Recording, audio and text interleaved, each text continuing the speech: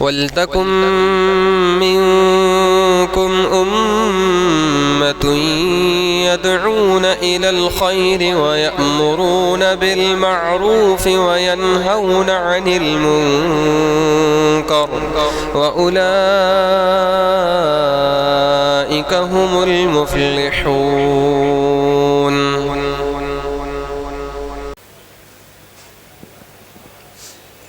السلام علیکم ورحمۃ اللہ وبرکاتہ. الحمدللہ رب العالمین والصلاة والسلام علی سید الانبیاء والمرسلین ومن تبعهم بإحسان الی یوم الدین. فاعوذ باللہ من الشیطان الرجیم. بسم اللہ الرحمن الرحیم. فنادى في الظلمات ان لا الہ الا انت سبحانک انی کنت من الظالمین. رب اشرح لی صدری ویسر لی امری واحلل عقدۃ من لسانی یفقہوا قولی. محترم مصلیان کرام اور میری پردہ نشین ماں اور بہنوں، میں نے سورہ انبیاء کی آیت نمبر 87 آپ کے سامنے پڑھی ہے. یہ بڑی معروف دعا کا تذکرہ ہے اس آیت میں. حضرت یونس علیہ السلام کی زندگی کو جہاں اللہ رب العالمین نے بیان کیا، ان کی اس دعا کا اللہ تعالیٰ نے خصوصیت کے ساتھ ذکر فرمایا ہے. اسی دعا کے تئیں 2-3 باتیں میں آپ کے سامنے انشاءاللہ اختصار کے ساتھ رکھنے کی کوشش کروں گا. اللہ فرماتے ہیں فنادى فی الظلمات. وہ وقت یاد کرنے کے قابل ہے کہ جب حضرت یونس علیہ السلام نے تاریکی میں اللہ کو پکارا، بلکہ تاریکیوں میں اللہ کو پکارا. فی الظلمات کا الفاظ اللہ نے استعمال کیا ہے، تاریکیوں میں پکارا. پکار کیا تھی؟ اللہ الہ الا انت، کہ اللہ رب العالمین کے علاوہ کوئی قابل عبادت نہیں. سبحانک، اور اے اللہ تیری ذات پاک ہے ہر عیب سے. انی کنت من الظالمین، اے اللہ ظالم میں ہوں. یہ پکار تھی حضرت یونس علیہ السلام کی. حضرت یونس علیہ السلام کا جو مرکز تبلیغ تھا، جس علاقے میں حضرت یونس علیہ السلام کو اللہ تعالیٰ نے نبوت دے کر کے بھیجا تھا، وہ عراق کا ایک علاقہ تھا موصل، اور اسی میں ایک شہر تھا جس کو نینوا کہا جاتا تھا. آج جو موجودہ عراق ہے، تو عراق کے اس حصے میں حضرت یونس علیہ السلام تقریباً حضرت عیسیٰ علیہ السلام کے آمد سے 900 سال پہلے آئے تھے. یعنی 900 قبل مسیح حضرت یونس علیہ السلام بھیجے گئے تھے شہر نینوا میں نبی بنا کر کے. حضرت یونس علیہ السلام اس وقت اپنی قوم کو اللہ رب العالمین کی توحید کی دعوت دیتے رہے، ان کے عقیدہ اور اعمال کی اصلاح کرتے رہے. مسلسل اس کوشش میں لگے رہے، لیکن ایک وقت ایسا بھی آیا کہ حضرت یونس علیہ السلام کو لگا کہ اب قوم اصلاح کے راستے پر نہیں آئے گی، قوم سدھرے گی نہیں. تو انہوں نے اللہ رب العالمین کے عذاب کے آمد کی خبر دے دی کہ اب تم نہیں مانو گے تو اللہ رب العالمین کا عذاب آنا لازمی ہے. قوم کے لوگ یہ سمجھتے تھے کہ جب تک نبی ہمارے درمیان ہیں اللہ کا عذاب نہیں آئے گا.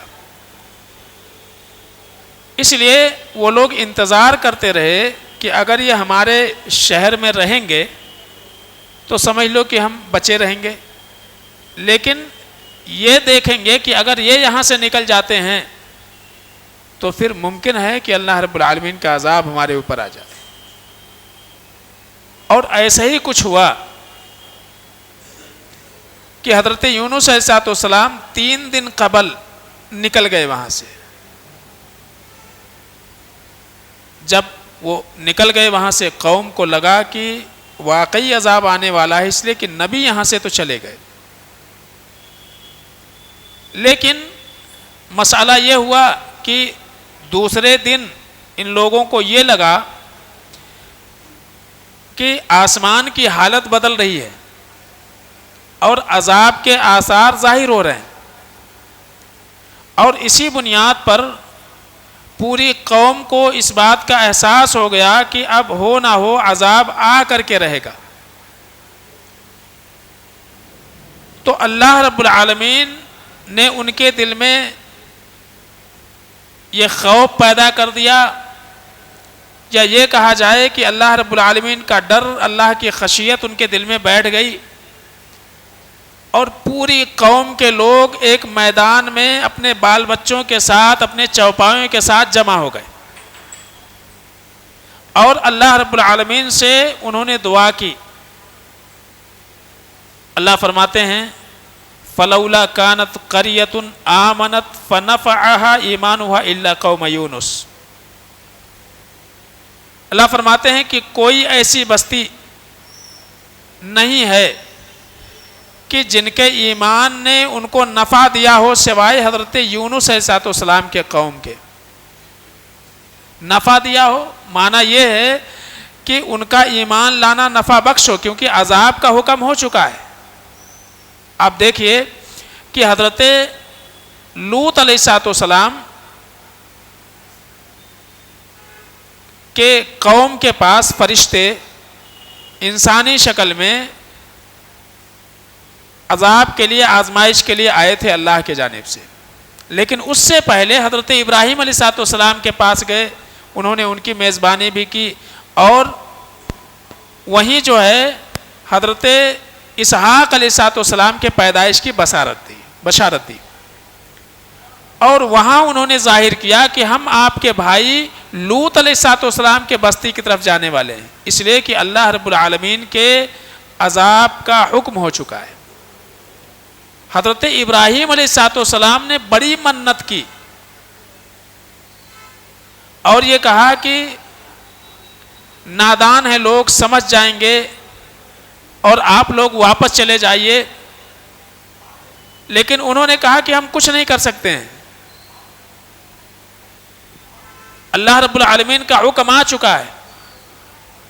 تو ایک مرتبہ جب عذاب کا فیصلہ اللہ کر لے تو عذاب ٹلتی نہیں ہے، اور عین وقت پہ جب عذاب کا وقت ہو اور کوئی قوم توبہ کرے تو وہ ان کا توبہ کرنا یہ اللہ کے بارگاہ میں قبول نہیں ہوتا ہے۔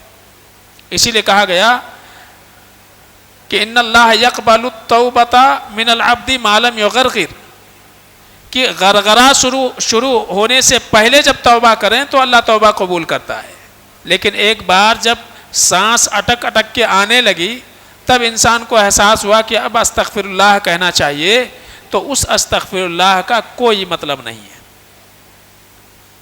تو اللہ فرماتے ہیں کہ فلولا كانت قرية آمنت فنفعها ایمانها الا قوم یونس لما آمنوا، کہ یہی ایک ایسی قوم ہے واحد دنیا میں کہ عذاب کا فیصلہ صادر ہونے کے بعد انہوں نے توبہ کیا، استغفار کیا، ایمان لائے، فکشفنا عنہم العذاب الخزي فی الحیات الدنیا، تو اللہ فرماتے ہیں کہ ہم نے رسوا کن عذاب ان کے اوپر سے ہٹا دیا۔ یہ واحد وہ قوم ہے کہ جن کے ساتھ یہ معاملہ ہوا ہے۔ اللہ فرماتے ہیں متعناہم الی حین، اور پھر ہم نے ایک مدت تک انہیں مہلت دے دی کہ اس دنیا سے فائدہ اٹھائیں۔ ادھر حضرت یونس علیہ السلام کو اس بات کا پتہ نہیں ہے کہ ہماری قوم کے اوپر سے عذاب ٹل گیا۔ جب انہیں پتہ چلا کہ عذاب تو آیا ہی نہیں، تو حضرت یونس علیہ السلام سوچنے لگے واپس جاؤں گا تو ان کی قوم میں جہاں خرابیاں تھیں وہیں ایک اچھائی یہ تھی کہ جھوٹ نہیں برداشت کرتے تھے وہ لوگ، اگر کوئی جھوٹ بول دے تو ان کے یہاں جھوٹ کی سزا قتل تھی۔ حضرت یونس علیہ السلام سوچنے لگے ہم نے تو بولے تھے کہ 3 دن میں عذاب آئے گا اور عذاب آیا ہی نہیں، تو قوم کے لوگ سمجھیں گے کہ ہم نے جھوٹ کہا ہے اور ہم کو مار ڈالیں گے، تو پلٹ کے نہیں آئے، آگے کا سفر انہوں نے جاری کیا۔ تو یہاں بتانا یہ مقصود ہے آگے جا کر کے کیا ہوا کہ مچھلی کے پیٹ میں چلے گئے۔ تو بتانا یہ مقصود ہے کہ اللہ رب العالمین کی قدرت اور اللہ رب العالمین کی طاقت ایسی ہے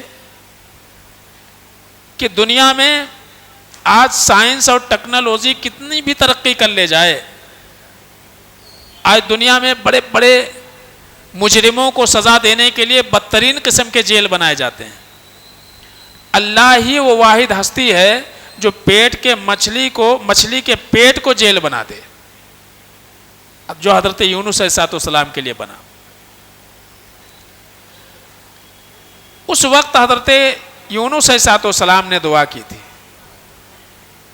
تو وہ اللہ رب العالمین نے تعبیر کیا فنادا فی الظلمات، تاریکیوں میں انہوں نے دعا کی ہے۔ تاریکی کیا ہے؟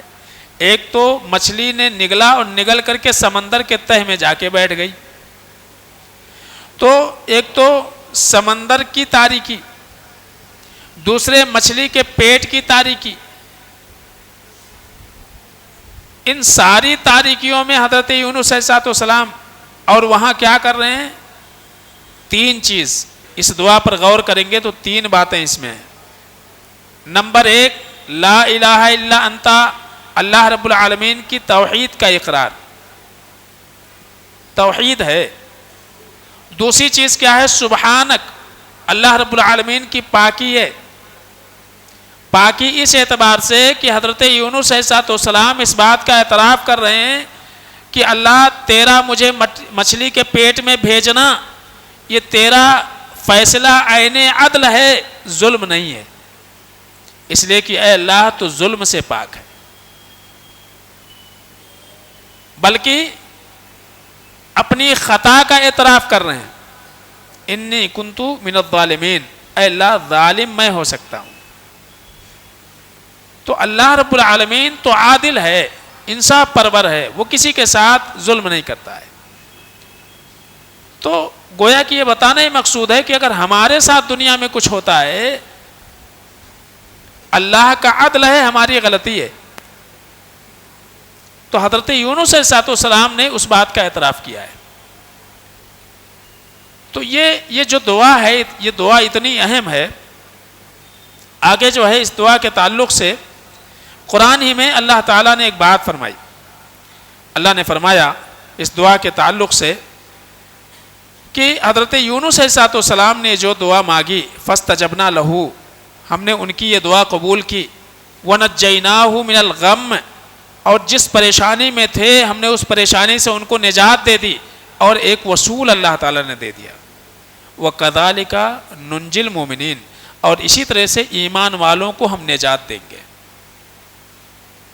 تو پتہ یہ چلا کہ ایک مومن انسان جب کسی مصیبت میں گرفتار ہو اور اس دعا کے حوالے سے اللہ رب العالمین سے دعا کرے یقین کے ساتھ، تو اللہ رب العالمین اس کی پریشانی کو، اس کی مصیبت کو یقیناً دور کرے گا۔ یہ اتنی اہم دعا ہے۔